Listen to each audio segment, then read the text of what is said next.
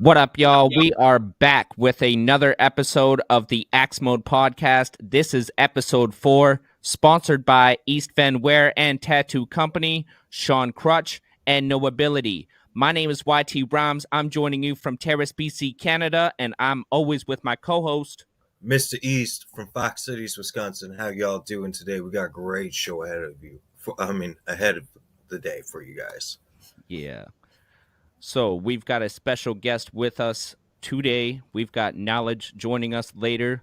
But first, we wanted to kick it off with a brand new cypher from Grind Mode Cypher, Upstate Underground Volume 16. Mr. East, why don't you let the people know who is on this cypher? All right. So it's produced by AMC Beats. We got Knowledge, Friday Goodish, K-Twist. I always get this name wrong. Days the Prophet. Details the Prophet. Details the Prophet. Yeah. T.Y. Banks. Yeah. So let's get right into it. Produced by AMC Beats. Shout out to Lingo and AO Mode Cypher for allowing this show to be what it is today. This is Upstate Underground Volume 16 right here on the Axe Mode Podcast. Grind Mode Cypher, Upstate Underground. Let's go. AMC and GME together, yeah, you read it right. Don't need a band bump stock for me to get it hyped. Got a short fuse, all I need's a little light. Find a decent match to throw at me and see this shit ignite. You never did it right, all the war, Sun Tzu. Inherent air, but it's apparent that I sunned you. Never could control Z, I don't undo. There's no shortcut to the keys that I want, fool. So we run through trees, let me keep it a buck. All dough gets bagged, deer season or not. And anybody try to jerk me can get smoked. Left drying out in the sun with a slit throat. Bitch, kiss my ass, no need for mistletoe. We light trees and let it snow, no Christmas show. Since a youngin' getting money, no business clothes. Dropped out of school but graduated from detention though. Raw shit ain't laced with the garbage. For all the whack rappers that been making me nauseous, bring a blade to the harvest. The snakes in the garden better run like Tom Hanks when he was playing retarded. Want smoke, suck a muffler, straight up exhausted. All gas, no brakes, racing a Honda. I'm from upstate, but I came from the bottom. I'm talking about my date with your mama. Somewhere by the lake, 518 I was watching.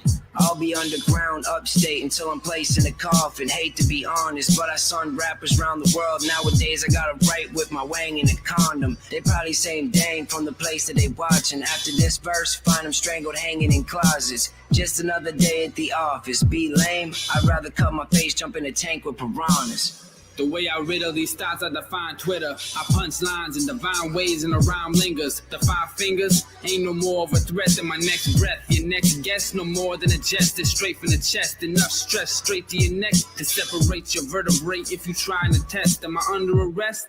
You need a gun and a vest? And that's just the block shots I sent through text. I might send you next. Pop up then suplex. I'm the dodo that don't flew up out the cuckoo nest. Count Dooku rep, I keep my stars in check. My horoscope a horror show, it might get gory again. You wanna know if you survive? Survive to the end. I don't think you understand the type of story you're in. Cause the second twist spits, he contorts it again. The walls bend, the drugs kick in, the verse ends. We in the cut, my crew sick. And it's a staph infection. Offensive line, shotgun behind pass projections. More bars than my past defenses. Fix my mistakes, turn the page. Now I'm looking past corrections. Upstate with duct tape. Razors in my pants seam. Underground rappers getting buried till they can't breathe. Bronx Tales, you heard my last cypher. Should have plan B. Sunny with the bars, get it locked. Now you can't leave. Shots pass your body parts under your armor. Shells all over the table, napkins covered with lobsters. Faithfully departed mobsters leave his chest with a flower. I'm the boss, got the sauce, jalapeno vodka. Godfather pop, horror bitch, you could kiss a different ring. Snap like Bob back doing cross-face chicken wing. Knuckles scarred up to my arms, look like I'm fighting with pits. Hyping, I'm lit lightning mixed with Viking and scripts. Usually on these ciphers, I set fire like an arsonist. I tried to come up with some bars, but it was hard as shit. Cause Baron's gone and I don't believe the thought of it. When he was on my ciphers, they was always lit. And I just want to take the time to say I'm sorry, Grizz. I know that none of us is taking it as hard as him. Each of us is hurting even if we all pretend. I'm sorry I ain't spazzing out, but I just lost a friend. Man, these ciphers ain't been feeling right. Knowing Baron isn't in the background getting hyped. He kept a hood like none. It got me sitting trying to figure why the good die young. I did it that for you before I spit these lines. And low-key, I've been cheesing just knowing the Baron gets to fly. I know we came here for rhyming, but I just need a moment of silence for Thomas. Hell yeah, Grind Mode Cypher, Upstate Underground, Volume 16, produced by AMC Beats. Make sure to head over to that YouTube channel, hit that subscribe button, and hit the bell right next to it so you can get notified every time the Grind Mode Cypher drops brand new content on y'all. Mr. East, what'd you think? It had like a very stadium vibe type beat, eh? Yeah, no, it was definitely a vibe that felt familiar for sure. First I want to say RIP to the Baron. Like, I know that hit a lot of people. I was just getting into like getting to know more of him when the news came. So, you know, to all you out there who've been affected by his passing, you know, in a deep way, my condolences to you guys. But back to the cypher part. This is what I love about Grind Mode. You got different flows, different varieties of topics, and just a universal flex in hip hop. And I really do enjoy that about Grind Mode every time. I don't care about what people say in the long run, but to me, like, the long run effect is that Grind Mode always comes with that unity factor, and it shows not just one way. It shows that hip hop branches out like a tree, and I enjoy that. It's badass, as always. K-Twist, I like the ending on that. And of course, knowledge is always comes correct on a cipher. Always enjoyed when I catch knowledge on a cipher, actually. Ever since I heard him on the Friday Night Showdown. Actually, that's when I started really noticing him. Hell yeah. If y'all don't know, Knowledge was the very first winner of the Friday Night Showdown show that AOK was running. And we hope that returns very soon. We will see a return to the Friday night show very soon. And without further ado, the man himself who opened up Upstate Underground Volume 16, we've got Knowledge with us. What's going on, fam? Yo, what up? What up? How you doing today? Good, man. And you guys? We're doing fantastic. Appreciate you getting me on the podcast, man, and like what you guys are doing. Appreciate you being on here. Yeah, we appreciate you reaching out and hopping on with us today. So you've been on a bunch of Grind Mode Cyphers this year. As we just heard, we got Upstate Underground Volume 16. You've been on Tour for Life Volume 4, and you were on Soda City Volume 2 with your label mate, correct? Yeah, definitely. That was actually his LJ Heist. That was his first cipher with Grind Mode. He primarily does battle rap, so he usually doesn't have time to do cipher verses and stuff. He saves a lot of his bars for battle rap and then for the mixtapes and albums that we drop under Rebelz Advakit.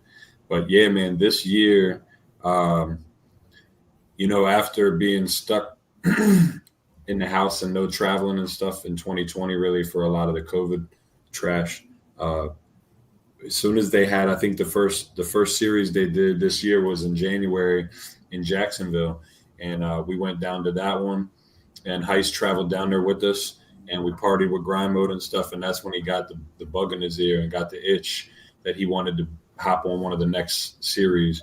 And then you're right, man, there's been a lot of series from January through now that we hit up. Usually Mischief hitting those with us almost every time too.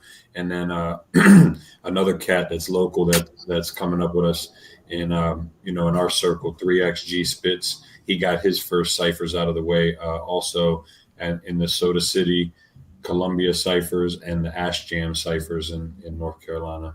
So they got and that was the same trip cipher series, but just in 2 states.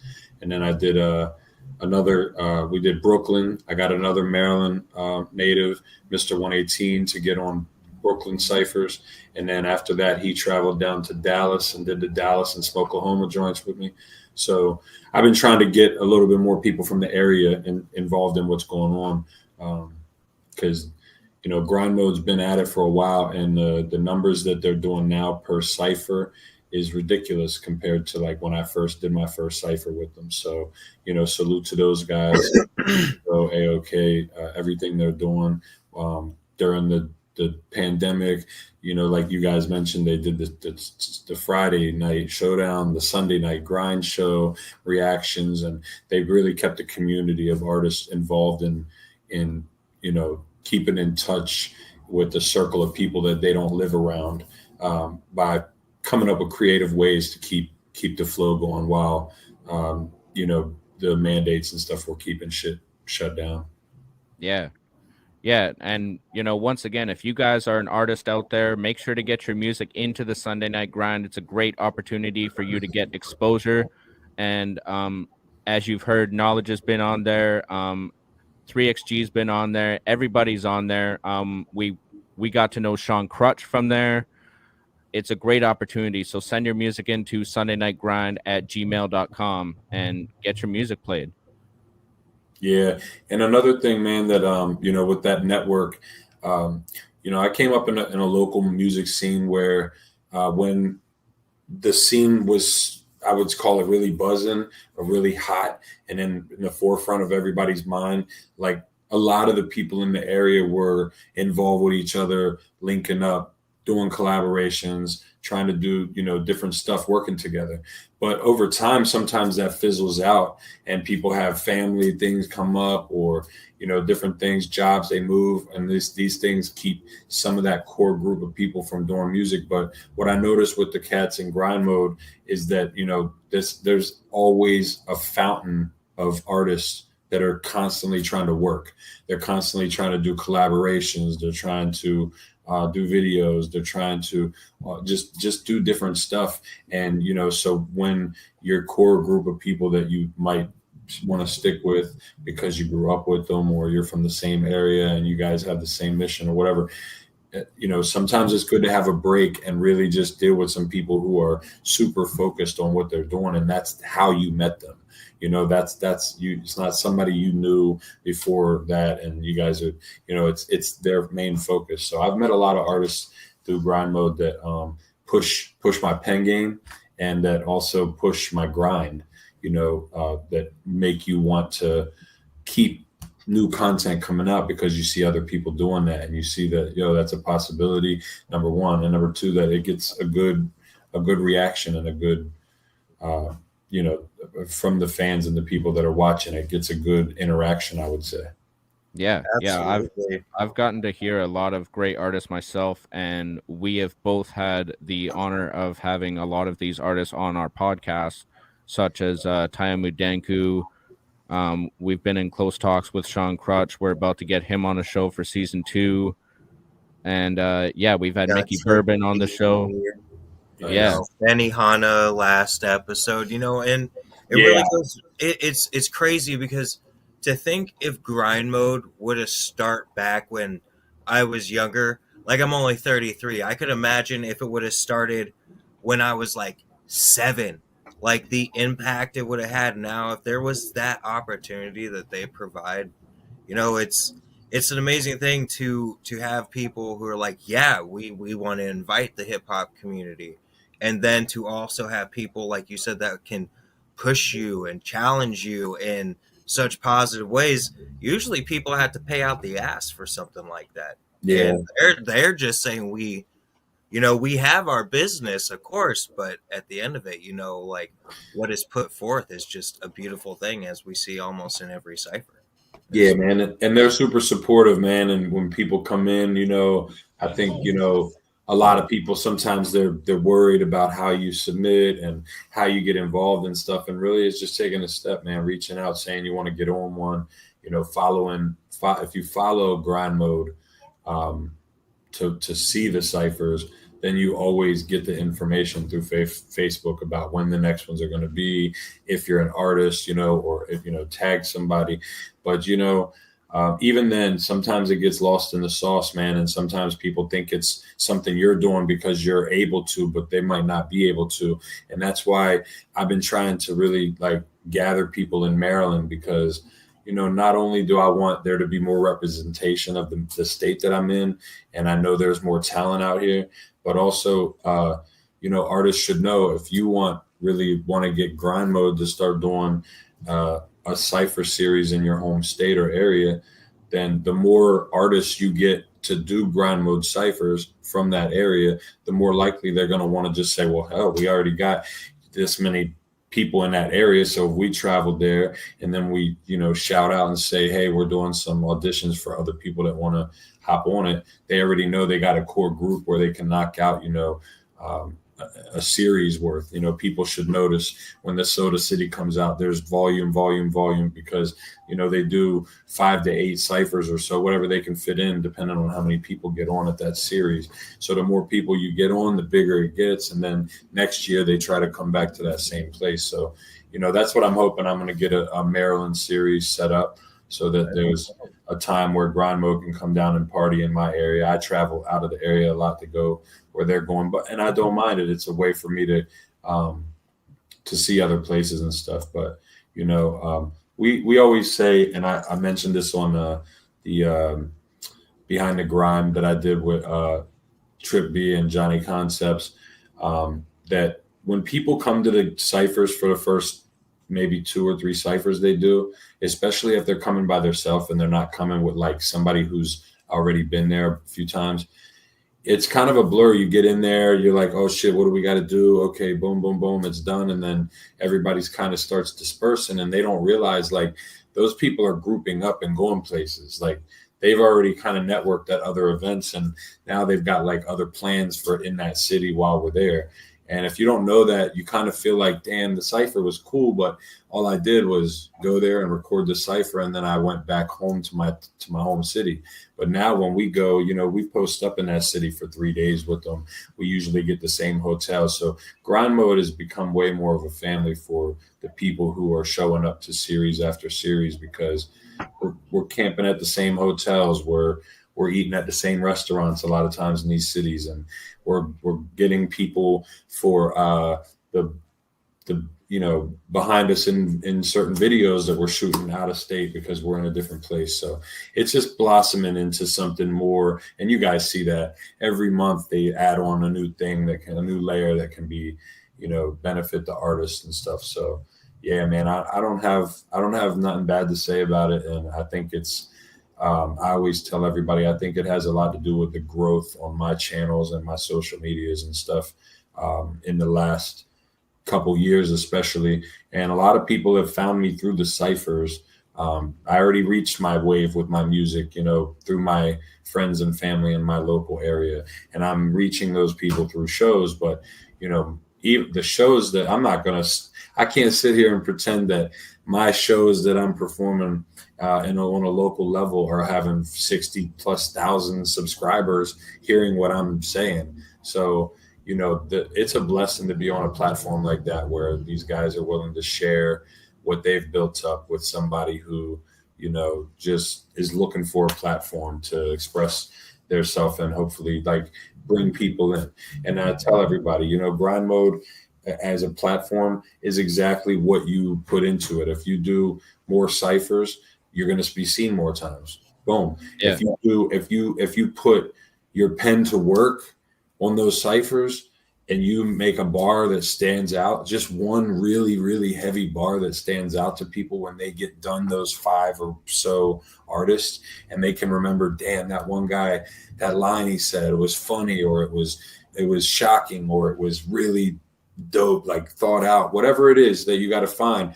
That's how you're going to pull in these people from all around the world that are hearing that and have them come and add you on your social media. So, it is a good platform for people, but it's also, it's a very competitive, like you're on these ciphers with people who spit, and you don't want to be a guy who's getting lost in the shuffle because there's so many dope spitters around you. You don't want to feel normal, you know what I mean? So I think there's a competitive angle in it right there. That's a friendly competitiveness. That's like, I want to try to kill these guys on this cipher, but the way they write is the reason I want to kill them, because I know they're writing some killer shit, And right. I think that there's certain people who stand out to different people, but the more you're on it, the more chance you're going to get for that. And there's a lot of people that we've seen that have grown from their first couple ciphers through their, you can see style changes and different. And a lot of people don't know this part, which I think is the dopest part. You don't pick the beat. So whatever cipher you're on, you didn't get to pick that beat. You didn't get to say, yo, Lingo, that's a dope beat. I want on that one. Nah, you get what you get. And it's like they want to see and you want to see. What can you do with that? Yeah, the sink or swim. That's dope to me. That's one of the most hip hop aspects of the whole cipher thing to me, is that you're being challenged on a beat that, as a writer, I could go through beats all night and hundreds of them, and might just find one beat, that really catches me that I'll write to. But when you get your cipher beat, you better come up with something tight to that. You're not going to be like, man, I don't like this beat, man. Who gives a shit, man? You still don't want to be the last of the litter. Right. Yeah. Don't be that guy. Yeah. Don't be that guy. Yeah, exactly. No, and you really are. You are correct about that. There is a handful of people that are affiliates that I've really noticed a lot of growth from each cipher. I wanted to note that I have also noticed that with at least 7 individuals off the top of my head, and I know it's not just them alone, but but the ones that you see the most, it's hard for people to gauge you off of one. And so anybody who does just one cipher, it's dope that they did one cipher, but they didn't do themselves justice. They didn't get to pick the beat, so they didn't get to show off their skill on their type of beat probably. So they need a couple ciphers before people can really see like, oh man, this person's consistent, and that's what's dope. And that's why people's names stick in your brain, because consistency, are they on more content, or did they do really good one day, like 3, 4, 5 years ago on a cipher? And, that's what I learned. So my first cipher may have been around 2016, 2015, 2016. And that cipher to this day has about 5,000 views on it. Yeah. And the new ciphers get that in the first day, so to me, that's a big difference. Like if you did a cipher a while back, and you're like, I got a cipher on there with them. They know what I'm about. Yeah. But the eyes that are seeing it, the people that it's getting in front of now it's 8 times, 10 times more than it used to be. And it happens in the first 30 days. And that's why I think, I know for a fact that the majority of my views, the most eyes that I've been in front of, especially on videos, is Grind Mode, through Grind Mode. And they're not Grind Mode may be based out of New England, out of Rhode Island, Massachusetts area, like that area, general area. But the people whose eyes you get in front of, man, it's all kinds of countries. It's crazy. It's a lot of countries. So it's definitely a global thing that they have going on. And, I think that's why when I get on there, I don't want to have like a verse. You only got to do 16. Yeah. I don't want to have a verse where I'm like, oh man, I shouldn't have put that one on there. I should have came with something different, because by the time you're thinking that, 60,000 motherfuckers already seen it and they're already sharing it. And if you didn't come correct, they're going to mention you in the comments, man. We know in hip hop, we got a tough audience. Yeah. And they're willing to tell you, man, I am not feeling that. That's not it. And who am I to tell them if that's their opinion, man? I'm looking for their feedback. And if their feedback is not great, I still need it. So, but yeah, that's why I try to come correct on there. And my feedback this year has been great. I feel like I did just as good on my early ciphers, but there wasn't as many eyes. So I didn't see all this interaction and comments and stuff. But, I try to take advantage of it. I interact with those people and the comments. I'm not too good. I'm just like them. I just rhyme. And, and I try to let them know I got more shit on my channel, like, come with me and see what else I got. Some of the people that get on there, if they just are on the cipher, it dropped, they share it the first day and they're done with it. I try to share it other places. and then and after it kind of plateaus a little bit, chop that out and start sharing pieces of it other places and stuff like that. And what I plan to do. So you guys said, you know, I went to a lot of series. I went to, I probably don't even remember them all, but I went to Jacksonville, went to North and South Carolina, Brooklyn, Dallas, and Oklahoma, New Hampshire, upstate New York, Bars of the Barbecue at Lingo's place. So we went, that's just this year. And what I plan to do is at the end of the year, I'm so used to seeing these video countdowns and stuff as I was growing up on like MTV, Top 100 Countdown and all that. I'm going to do like a countdown where I'm going to number my cypher verses in the order that I think they're getting to the best, you know, worst to best. Not that I think there's a worst, but that my least favorite to favorite, and do a countdown. So I think there's going to be like 15 ciphers that I did this year, which is crazy because it probably took me like 5 years to get my first 13 ciphers done. And now I've done like 15 or 16 in 1 year. So, you know, it's depends how life's going at that time. And if you have the time and ability to get around to those places. But this year I was able to, and I wanted to take advantage of it. And it's, in my eyes, man, it seemed to work out. A lot of people are telling me they're seeing it, they're noticing it. You know, they're seeing my face everywhere, and I'm making it a little bit harder for them to forget me. Yeah, you've definitely been working this year. You've been doing shows, you've been doing the ciphers, and you've been releasing music. You just re-released, talking about going back to your roots. You just re-released one of your older projects from 2008, the Rebirth project. You talk about the remastered Rebirth. Yeah, so what that was the Rebirth. I started going through, and I've actually been talking to people in my like the fan group and stuff for over the course of this year about doing like a box set type of release that has like some older stuff that's not released online or anything like that. Like when I first started coming up, it was a very hand-to-hand industry. You know, you burned your music that you made onto CDs, and you kept CDs with you everywhere you went, every show, and you tried to sell them or pass them out for people. And that, you know, it was pre-stream, SoundCloud.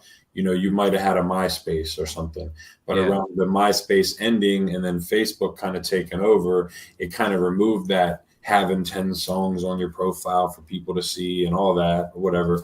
So it kind of like separated music from the person again. So back in the CD era. Yeah, exactly. So I have so many. I mean, people would probably think it's ridiculous how many CDs I have, probably like 30 or something, like unreleased CDs from that era. So I started going through my hard drive, and I was like, you know what? If I was a fan of somebody, and my fans are real fans, because I'm not on TV, I'm not, you know, on the radio, I'm not being told to them that I'm who they should be a fan of. So anybody who listens to my music and likes it and is a fan of it, they're a genuine fan. They decided that on their own with no suggestive programming or anything like that. So, you know, I was thinking, if I was a fan like that of an artist, I would love for them to release everything that they have before a day comes where they can't. You know, like, it would suck if somebody passes away and who knows what they have left that they could have released and that the fans could have like loved and enjoyed. And it's probably sitting in a vault somewhere on a hard drive that somebody might not even know how to get to. So I started saying, look, man, I'm going to do nostalgia. Since it's old music, I'm going to get like the cassette tape that you can have the thumb drive stick out of it for the flash drive. Put like 16 gigs, and I want to put every CD that I used to be on, all the unreleased music, features, the videos, Grind Mode Cyphers that I've done, and music videos that I've put out, everything from 2006 until 2021, and call it 15 years of knowledge.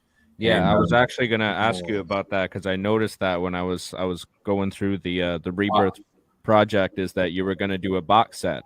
Yeah. So when I was going through all the music for that and making sure that I have it all in the best quality I can possibly provide, digging up old session files and seeing if I could get them opened and remixed and stuff, I realized that like I remember the impact that Rebirth made when I dropped it.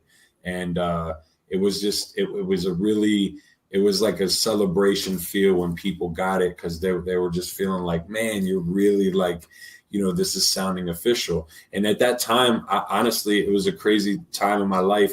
I was recording on the SOCOM headset for the PlayStation 2, plug it right into the laptop in the USB, and I would move like the mouthpiece up above my mouth, like near my eye, so that there wouldn't be a pop from the P's and the B's and stuff like this. I mean, it was any means necessary back then. Yeah. So when I started going through it and realizing, I was like, man, some of these songs I like so much on Rebirth, I want to hear them in my new studio, like on my new mic with the engineer I have now. Everything was raw back then. So that's what I did, is I handpicked a couple tracks. I think I picked 9. I recorded 9 tracks, and then 2 of them I just felt like didn't age as well as the others. So I think it's 7 tracks that I released. But yeah, man, that was like there was a time period there where a lot of artists back in the day were using SoundClick to get their beats off of. So it has that nostalgia to the producers that a lot of people in my circle saw those names on the tracks as I was releasing them and promoting them. And they were like, man, you're bringing me back with this Mr. K.A. and King Kong Productions and this Emotional and just all these different like people that they remember from the SoundClick days. And that's what I remember those guys. Yeah, man. I was using them heavy back in the day, and not taking anything from them. That's not like they're like SoundClick producers. Those are real producers that just were using that platform, and that's how we all found them. And I was grateful, man. I mean, look at Anno Domini now. Like I remember him. Yeah, I remember Anno Domini when people just used to shit on him back in the day, right? And now he's like a multi-million-dollar producer, right? I love it. I love seeing his I love seeing blow up. I mean, Adrian, he's dope, man. I would consider him, a friend that I don't know very well, but I know straight up through this and stuff, and that's really dope. And what I always loved about Anno was I felt like you probably remember there was a time when the SoundClick beats, there was so much different sound, and then all of a sudden one year they all started to sound like T-Pain type of beats. And every single producer in there started following this same sound, except Anno. And like that group of producers with Anno, Verbal, Anno, Danson, Epistra, all those guys, guys, they stuck by their guns, and they did like Jedi mind trick sounding beats that were like for us, the underground, like the type of stuff that got me really like pumped up. So I used Anno a lot coming up, and it was crazy because a lot of people in my area heard of Anno Domini from the projects that I was putting out. But then as they started seeing me sharing other people's projects now, like that I'm working with Grind Mode and stuff, they would start to say, wow, like they thought that I put these people on to like Anno. They're like, you introduce them to your producer? And I'm like, nah, you don't understand, man. This guy is like really popular in the underground, and it's not a one producer. It's like a coalition of producers that all push under that umbrella, and they all have different unique sounds, but it fits like exactly the stuff that underground rappers love. Straight up. But yeah, it's dope, man. Every time, like I can kind of tell who's been in it for a while when they look at that track list for the Rebirth, and they, as soon as they see the producers and the names, they're like, oh, like, are you serious? And then I'm like, yeah, I mean, the tracks are dope still. They were written in 2007. It was released on New Year's Eve 2000 or New Year's Day 2008. So the quality of those original recordings wasn't great, and it was one that I just was like, man, before I drop this box set, let me like handpick like my favorite project out of there, and I'll release it like in good quality. So yeah, man, Rebirth was a fun one to put out, and I look forward to hopefully putting some music videos together for some of those songs in the future.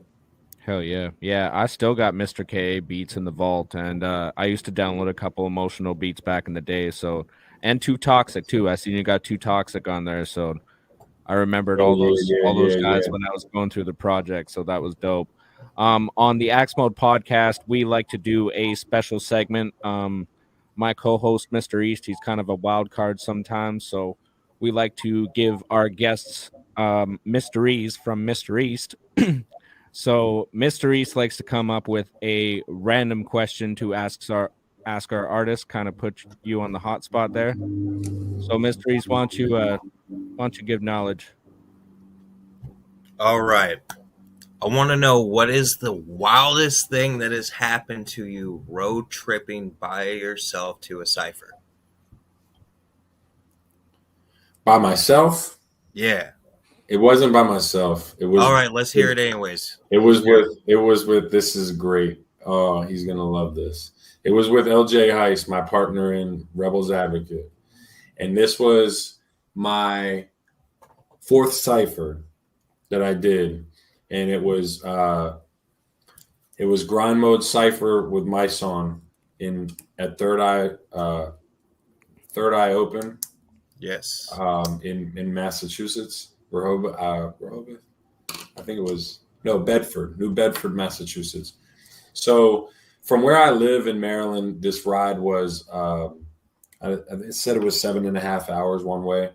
And so I didn't want to make that ride by myself. I'm like, I already got this locked in. I don't have a lot of time. And it was, like I said, this was my fourth cypher. I told you guys, when people are like 2 or 3 ciphers in, they don't really know that Grind Mode's probably going to be in that city for the night, maybe get a room there and see what they're doing and group up and whatever. I wasn't that tight with everybody yet. I knew who a couple people were, and I knew I was about my grind, and I liked what they were doing.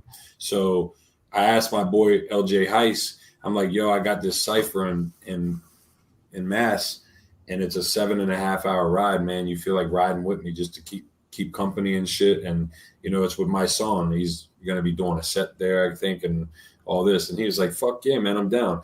So we hop in the car and we go up there. And now, me personally, I'm a smoker. I'm not a drinker.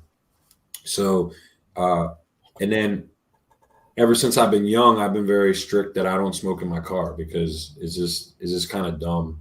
I've seen a lot of people get in trouble with that. So I tend to eat edibles before I go on a road trip if I can, because it keep me mellow for, the trip. And if I can have some with me for the ride back, then that's awesome too. So this ride took, it said it was 7.5 hours, and I was supposed to get there like an hour before the cypher. I literally got there like as they're prepping up for the last cypher with my song, and I didn't have really any time. The whole ride up there, I was rehearsing my verse. For some reason, I could not fucking remember the verse. I had so much shit going on, and I was excited to be on the cypher with my song. So we get up there just in time to park, run in there, knock the cypher out. I've been off of these fucking gummy bears and gummy worms and probably like, edible cookies for the whole ride up and stuff. And Heist didn't have any. He didn't really smoke. He doesn't really smoke like that, like I do. We knocked out the cypher, chilled for a part of the show, and then we went somewhere in New Bedford and got some dinner at a nice place out there. And then we, like, just to save and not get a hotel room, I was like, fuck it, man. Like, I'll just drive back now as far as I can. If I get tired on the way, I'll pull into a rest stop, take a half hour. So when we get to the car from the restaurant, about to head back, I'm in the trunk like this, and I'm grabbing out some gummy worms, right? And he's like looking around like, what's that? What you got there? And I was like, oh, just some gummy worms. And he's like, oh, well, I'm trying to get a gummy worm. And like from the ride up, they've been in the car in the trunk the whole time. They like melted together. So they were like stuck together. And when you tried to peel them off, they were like 2 gummy worms. And like one gummy worm was 5 gummy bears. And this motherfucker was not smoking like that. So it pulled off as 2. He ate the joint, right? and it's just a little double gummy worm. We get in the car and we're on the road. We're on the highway pretty quick. We're cutting down. We're out of Massachusetts right into Rhode Island. All of a sudden, he's telling me, he's like, oh, man. He's like, I think I'm having like a panic attack or something. I was like, nah, you're good, dog. You're good. There's nothing wrong. It's just probably the edibles, dog. They're going to hit you tough. I was like, just lean your seat back, man, and relax. We got hours. We got like 6 or 7 hours to go still.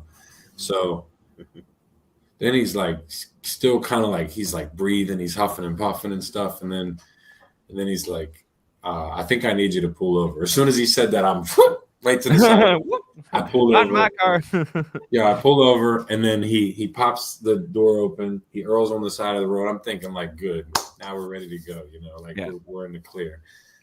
And then he gets done, and then he's telling me like he's worked up. He thinks his heart's racing, and I don't like to downplay that shit or nothing, but I just knew what it was from. So I was like, damn, man, like, and then. He's like, I don't know what's going on. It just feels like something's wrong with me. Something is not right. And I was like, listen, dog. What we're not going to do is we're not going to go to the hospital out here in Rhode Island while I still have more edibles in the trunk and tell them that you ate edibles and that you don't feel good and spend our fucking night at the hospital in Rhode Island. And then I still have to drive home in the morning. So what we are going to do is I'm going to drive your ass back down to Maryland. And if you still feel this way when we get there, then I'll take you to the hospital. How's that sound? And then he's like, still over there stressing out. Yo, he told me, you got to pull off somewhere, man. I got to get a drink somewhere. So I had to pull off of the highway somewhere random in fucking Rhode Island so he could go in there and get a Long Island and pound it down real quick so that he could try to calm his nerves and shit. And then he gets back into the car and he's telling me how he can't believe this gummy worm stole his soul and put him down like this and all this shit. But that's become one of those things now, like where anytime there's like an edible mention or anything like that, he's almost like, nah, man. You didn't hear about the fucking gummy worm that shitted on me on the way down the road. And it was bad, but eventually he did just pass out in the seat after we had to stop and pull over and wait at the bar while he went in and all that. I'm like, dog, it's some candy, dog. It was just some candy. You're going to live. Hell yeah. So shout out to LJ Heiss. You'll hear more about him in a little bit here. But before we get to your new project coming up that is a road trip in itself, I just wanted to mention, if you are watching live with us right now, drop a hashtag GME in the comment section right now, and I will personally send you a Grind Mode Cypher sticker pack. That's a hashtag GME in the comments for a Grind Mode Cypher sticker pack. Do it. It's free. Bang, bang. Bang, bang. So let's get right into it. You've got a brand new project coming out November 26th with Mischief called A Road Trip Lyrical Route, right? Yeah, that's correct. Let's talk about that a little bit. We're actually about to release the cover artwork for that on all platforms this weekend. But yeah, what the road trip is me and Mischief. So Mischief is the one that got me involved with Grind Mode Cypher. He had a show with Windchill, an affiliate with Grind Mode, up in Harrisburg, Pennsylvania, and it was called Pennsylvania Part 2. And it was supposed to have Sean Price as a headliner, and unfortunately, Sean Price passed away within a month before that show. So then, instead of it being a show, a P show, it was a RIP show, and that show right there, that was my first Grind Mode Cypher. I did Pennsylvania Volume 1 or Volume 2, I forget which one I was on, but Lingo, AOK, some of the universal language cats. I forget who all was on it, but it was my first one. It's been a long time ago. But so me and him have been traveling around to a lot of these ciphers since the beginning ones that I've been on. And what we realized was, we are doing the Grind Mode ciphers Um, but the ciphers itself is not the end goal, you know, and the end goal changes a lot, but it's not just getting on the platform and making an impact, or like I don't know what the word would be, but like you guys noticed something from the cipher, and you know, you say, oh man, that's pretty dope. I wonder what else there is. And if you go to look for something else and there's nothing else there, man, that's a huge missed opportunity. And at the same time, if you're traveling like the way that me and Mischief and like the other people I named, LJ Heiss, 3XG, these people, like if you're traveling from your home state to somewhere else, like different, and you're doing music, you're traveling out there to do a music video with Grind Mode, but you should also be doing music videos of your own. And it's great to do them in areas where you don't live. So the people in your town and stuff, they can't be like, oh man, I know where that's at. So this person and that person shot a video over there before, you know, or whatever. So you're going to different places. And we both agreed, like, let's just take full advantage of this. We're meeting up with groups of artists that we fuck with, that we want to work with. And we could be doing videos with these people if we had songs with them. So why don't we do a project that takes advantage of us being on the road, tripping to all these places all the time with these cats.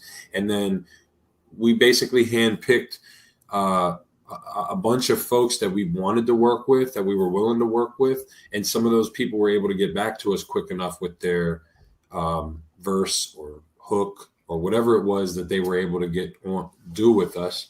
We used some Lingo production from the 2 beat packs that he dropped, the one at Christmas and the one in May. We used different productions from those 2 packs, and then we used some production from my in-house producer, Go KP Beats, and then we got one guest spot from affiliate Rick Resin, who we linked up with him in Manhattan, recorded a couple tracks in his studio, shot some video right there, and we were literally on our way to a show in Connecticut. So that's how we try to do it. We know these people. We're seeing, where are you located? Okay, can we meet up with you and shoot a video there? Or can we meet up in your studio and record together so the vibe is good? And it brought us a lot closer with a lot of the affiliates, but it also made to where we could take advantage of these trips. And so, you know, while a lot of people know, like, they've heard, oh, wow, this Road Trip project is coming out. The Road Trip is an album. And I feel like from the cover artwork, which I got hand drawn by a homie, Ray Wade, a friend of mine in Maryland, all the way down to the beats that we selected and the artists that we selected to go on each beat. I think that when you guys hear these, I heard you mention that you had Denku on here. When you hear the track, the beat that we got Denku on, you're going to be like, there's no better affiliate we could have got on that beat than Denku. And then it's like that with every affiliate on all the beats. And then at the same time, me and Mischief firmly believe that we got the best out of every affiliate. Everybody who got on there really, really, really gave their effort and came with their best. So not only did we mesh people on the right beats, but they complemented it perfectly with like really coming with really solid work. But so people know that work is coming, but they didn't realize that at Upstate Underground, we shot 3 music videos for that. We shot one with Frankie V and Mickey Bourbon and Lingo. We shot one with Friday Goodish. We shot one with Rick Resin up there. You know, when we were in New Hampshire for the Tour for Life, we shot videos up there when we were with them. So we are finding out who is going to what Cypher series and setting up to record our video for the track that we already have for them there. So this project's going to drop, but then you're going to constantly be fed another video off of the project to keep reminding and putting it in front of everybody's face, because we already have like 8 to 10 videos done already. That's the thing. This came together in the amount of time it took some people to get their verse back. We were able to already finish off videos with other people. The video we plan to drop with the project is for a song called Ice Cold. It's on a beat from Lingo from his pack. And I think I know what beat you're talking about. And it's called Ice Cold. Yeah. Yep. And it features the Barrio Brothers, so it has Trip B and Johnny Concepts on it, and we shot a video for that in Providence, Rhode Island. The next day after we went up for that Connecticut show, then after that show we went and stayed in Rhode Island. So we woke up in the same city with John Con and Trip B, and we were able to link up with them, shoot that. And then Lingo happened to be shooting a video for a Snow Goons track that same day. So we hopped in and made a quick cameo in his video. So we're trying to be everywhere, and that's what we're doing. And that's why we thought Road Trip was the perfect way to take advantage of all these people we're meeting and trying to put something together that shows that we're trying to still do more, not just the ciphers. We want the ciphers to be means to connect you with what else we're doing and all these other projects and stuff like that. And I think a lot of affiliates are doing that, and that's how we kind of find their stuff. But I just wanted to repeat it I know some affiliates are going to watch this and see, and I just want them to know, like, there's so much opportunity there, and you don't want to like later on be like, damn, I should have dropped something sooner while I was putting my face in front of everybody, because it's a great opportunity. Yeah, for real. So you were talking about Mickey Bourbon earlier. You and Mischief dropped a track earlier with Mickey Bourbon called Miss Me With That, right? Yes, sir. Is that going to be on the new project? So that's not going to be on our project. I actually believe that's going to be on Mickey's project, unless it's just a single. I don't fully know, but I do know that. So we like to work like that in person with people. You get a good vibe. You get a lot of stuff done. It's just like being on the phone rather than text. You're on the same page. You know what you're talking about. Your vibe is it's a lot of energy kicking back and forth. So a couple weeks ago, Frankie V and Mickey Bourbon both from Rockasset, they drove down from New Jersey, and LJ Heist came over, Mischief came over, and we rocked out like a whole CD that day. And then we did a show that night in my hometown, and then they headed back home the next day. So it could be on that coming up, because we got a whole track list of songs that we did that day that are between me, Mischief, Mickey Bourbon, and Frankie V. And we don't even know the name of that project yet. It's just going to be like a joint collaboration project between Mickey Bourbon, basically Rockasset, Rebelz Advakit, and Mischief, like encompassing that. So, and when they were here for that, we shot a video for Miss Me With That. So even though that song dropped already, that's kind of just to get people aware and listen, and it's dope. And then we're going to drop the video on them for that too, as soon as it's done being edited and stuff. And another dope ass point about that song is I can't remember the name of the producer right now for that without looking at the Stu Banger's son. So I think it's Young Bangers. Young Bangers, yeah. So he's 10 years old. The producer for that beat is crazy. And it's a gutter, grimy, awesome beat. So to be that young and be able to produce like that, I think this kid has some great potential for big things ahead of him. Yeah, speaking of gutter and grimy, you also had another track with Mickey Bourbon drop today with 3XG Spitz as well, called Escalator Style. That's correct, yes. And that probably dropped while we've been on the It actually dropped just a couple hours before we went live, so there you go. Make sure to go check that out on the Knowledge is Hip Hop YouTube channel. Yeah. Everything from me is easy to find on the YouTube channel Knowledge is Hip Hop. If you search that, I have the homepage set up to where all my ciphers are in one line, and music videos in one line, and then features and like singles and stuff. So it'll be in there. You can find it also on distro. Any distribution or streaming platform you can save it on. That one has 3XG Spitz, Mickey Bourbon, and myself, and then it's got a little a classic Biggie sample layered on the hook there for people, so give you a good feel. Yeah, that's super dope. Yeah, man, Mickey. I just want to shout out Mickey Bourbon. another person who I think has been using his appearances recently on the cyphers to push his like everything music related in his life. And you see a lot of stuff coming out of that corner now, from music to logos to merch lines to, new label and then artists and stuff that he has under there, pushing freestyles from them and stuff like that. And it's so dope, man.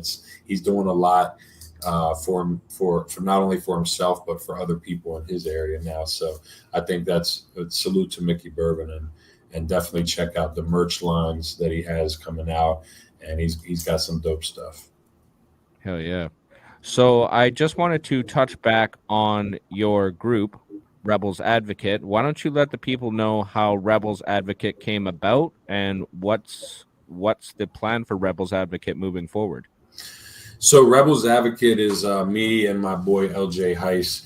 If you see the logo right here on the hat, the logo appears to be half gas mask on the left side, and then half like Guy Fawkes on the other side from V for Vendetta. He has like a couple changes to him, like the lines under the eyes, like the football lines and stuff. But so what that logo came from was like Heiss was using the V for Vendetta mask a lot of times as like a prop when we went up on stage and stuff like that, because we just have kind of like some views that steer toward like that anonymous feel, like against some government regulations and different things or whatever. And the gas mask thing was something that I used on a CD cover for the Swarm that I dropped, which was like my first real studio album that I did with Go KP.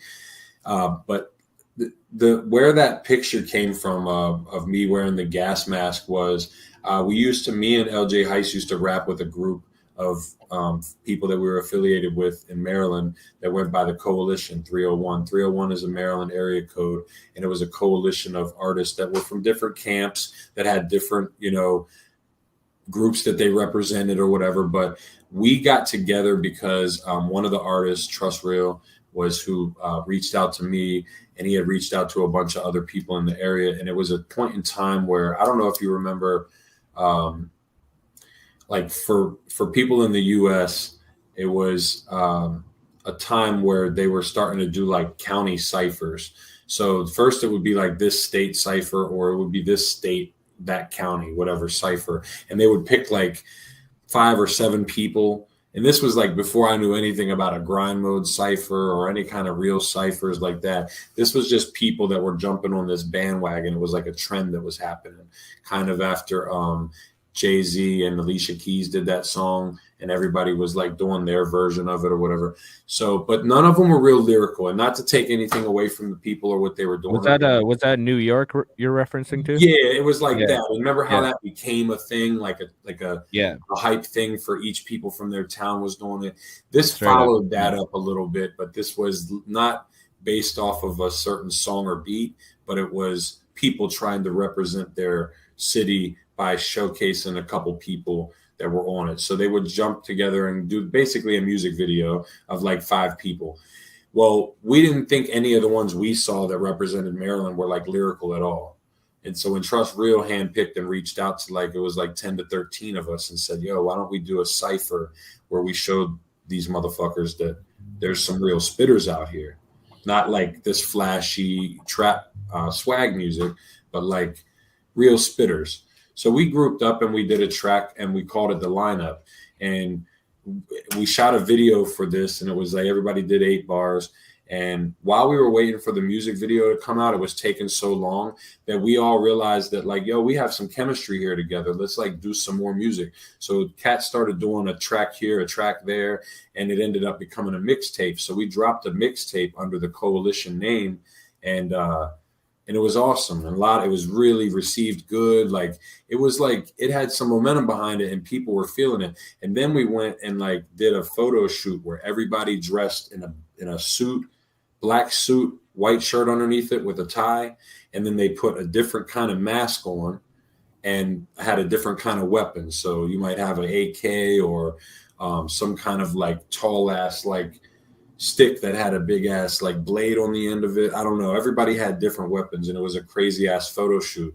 It looked like a Halloween movie was going to come out or something. And Sounds so pretty wild. That's where I had the gas mask on, and that with the AR-15 in the picture. And so the logo came from the coalition. Only ended up doing one more mixtape. And you know, when you have 10 to 13 people working on a project together and stuff that are doing their own music, and they don't want to overshadow their own brands, and or some people, you know, you're having a kid, you got with this girl, you moved, like different things happen for a lot of reasons for the different people. It was hard to keep the momentum going. So when me and Heist, we got together and we did a song, and we realized like, yo, our chemistry is right there, right where we needed to be. And so we started working on some more music together. And then we realized, like, you know, we should come up with a name that represents the two of us doing music together, instead of it being like kind of like how the road trip's going to be, Knowledge and Mischief, you know, road trip. And that's fine. That's cool. We may do more road trips in the future. But if we were going to do like a ton of CDs together and shows together and stuff, we may want to brand ourselves as like as a group. More so than just being two individuals. And not only that, having a name like Knowledge, I'll be honest with you, there's like 30 or 50 knowledges. It's really hard to find me. You have to type Knowledges hip hop with no spaces if you want to really find me outside of the other knowledges. So Rebelz Advakit, being a play on words, Devil's Advocate, Rebelz Advakit, we're like rebellious about the stuff we talk about and standing by our guns on being like lyrical and not like basically selling out to like a swaggy feel type of music. And then spelling it differently made it to where people can literally find it first try. You type in Rebelz Advakit. We have Rebelz Advakit, the Twitter, the Instagram, the Facebook, the .com. Everything's Rebelz Advakit. It wasn't taken already. We're not going to put a number after it, you know. So it worked out perfect. But it was because me and him came from a group of cats that were spitting the fuck out down here. Like people loved it. They were saying we were like the Maryland Wu-Tang, and people were really behind it. It was love, man. And we didn't want that to completely die when everybody else wasn't able to work on shit. So that's where Rebelz Advakit was born. We ended up doing our first album, 21 Grams. You know, we dropped that, I think it was in 2017. And it is really received well. We have a good chemistry. People like us two on tracks. And the beats and stuff on that was a lot of Go KP and a lot of Anno Domini. You know, a ton of Anno Domini beats on there. And so that's dope, man. Me and him, we have a new album coming out probably this year, coming up early in the beginning of the year. It's going to be called Sector. And then it seems like kind of like the way we work is keep making songs,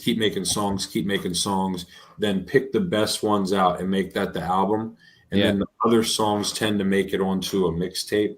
Last time we did one called Devil's Rejects, and we put everything that didn't make it onto this 21 Grams album onto that mixtape. So when we drop this Sector album, I can already tell that we're going to have like a whole CD full of songs that didn't make it. Not that they're not good, but we like a theme feel, and we like no fat or extra food on that album. We want it to be exactly what people want it to be. And I know that people's attention span is way different now. So you can't have any filler. You can't have much, you know. But real quick, going back, because that makes me think, going back to Road Trip, it's crazy because I've been a firm believer in like 10 tracks or less, like for the last couple years. You know, this CD coming out has 17 songs on it.